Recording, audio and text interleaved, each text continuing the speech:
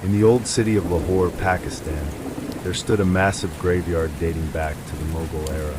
It stretched across several acres with broken stone walls, tilted headstones, and centuries-old tombs. During the day, the place looked tired but peaceful. At night, however, no one dared to pass near it. Locals whispered of lights floating between the graves, of shadows walking without bodies, and of cries heard from deep inside the grounds. But to some, a graveyard was not just a place of fear, it was a place of work. Rashid, a man in his late 40s, had been working as a caretaker there for more than a decade. He was not a fearful man. Poverty had hardened him, and death was just another part of his daily routine. He cleaned the paths, trimmed the overgrown grass, and sometimes helped families bury their loved ones. His small brick hut stood near the entrance, and most nights he slept inside, with nothing but a lantern and his old kettle for tea. He had grown used to the silence of the dead, but there were nights, cold, windless nights, when the silence felt alive. One evening in winter, Rashid was making his rounds before midnight. The air was heavy with fog, so thick that even the moon above was hidden. The old trees bent like shadows, their bare branches stretching across the graves. As he walked, he noticed something strange. One of the graves, an old, unmarked mound, looked freshly disturbed. The soil was loose, as though someone had been digging. He frowned. It was not unusual for grave robbers to steal valuables, but he had been careful with his watch. He leaned down, touching the earth. It was damp, cold, and unnaturally soft, almost as if it had been turned that very night. As he stood, he heard something faint, a child's laugh carried by the fog. His skin prickled. He spun around, lantern held high, but the mist swallowed everything. The laugh came again, closer this time. "Who's there?" he shouted, his voice echoing over the tombs. Silence followed. Then a whisper, a woman's voice, so close it could have been behind his ear. "Don't wake him." Rashid's heart thundered. He swung his lantern wildly. No one was there, only endless rows of stones. He hurried back to his hut, bolted the door, and kept the lantern burning until dawn.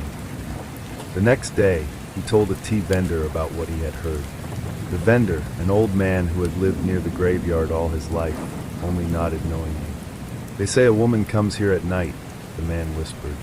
"Long ago, in the time of the British, she was buried alive with her child. Some say she still roams, searching for him. Many hear her, but few live to see her." Rashid tried to laugh it off. He was not one to believe ghost tales. But when the sun set again, unease gnawed at him. That night, he lit 3 lanterns instead of one, and set them along the main path. He walked slowly, every crunch of his boots against gravel sounding too loud in the fog. Near the center of the graveyard, he heard it again. This time not laughter, but soft crying. A woman's sobs, full of grief. The sound drifted between the graves, leading him like a trail. Against his better judgment, he followed. The crying grew louder as he approached a large, crumbling tomb with faded Urdu inscriptions.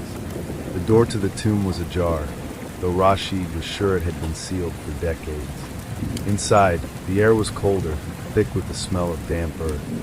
His lantern illuminated the interior, broken stone slabs, fallen bricks, and a deep crack running along the wall. He was about to turn back when he saw something in the corner. A woman crouching. Her long black hair fell over her face, her arms wrapped around something small, a bundle like a child.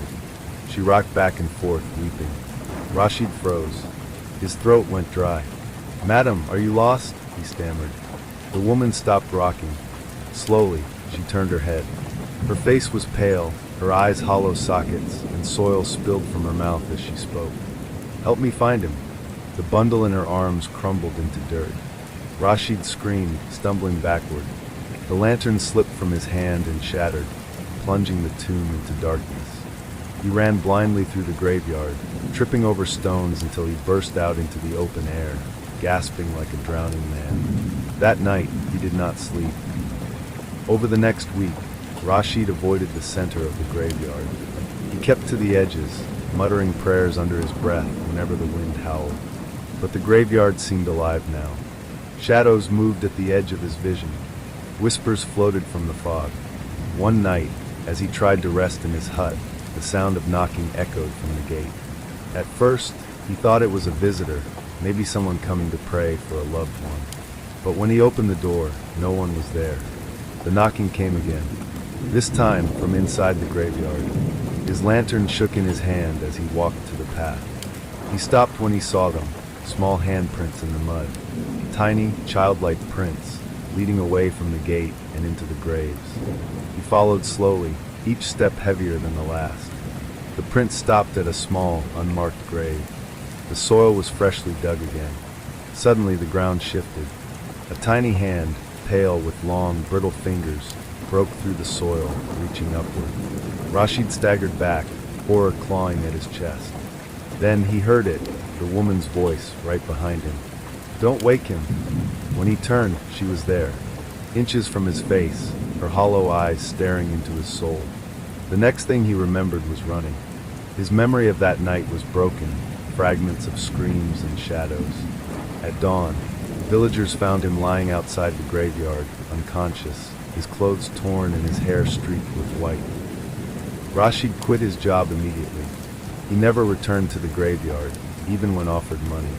People said he was never the same again, quiet, withdrawn, haunted. Others who worked there reported strange things too.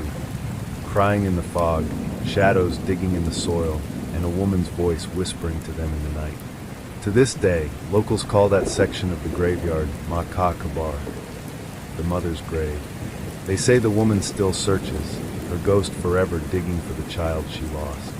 And those who hear her cry too long never come back.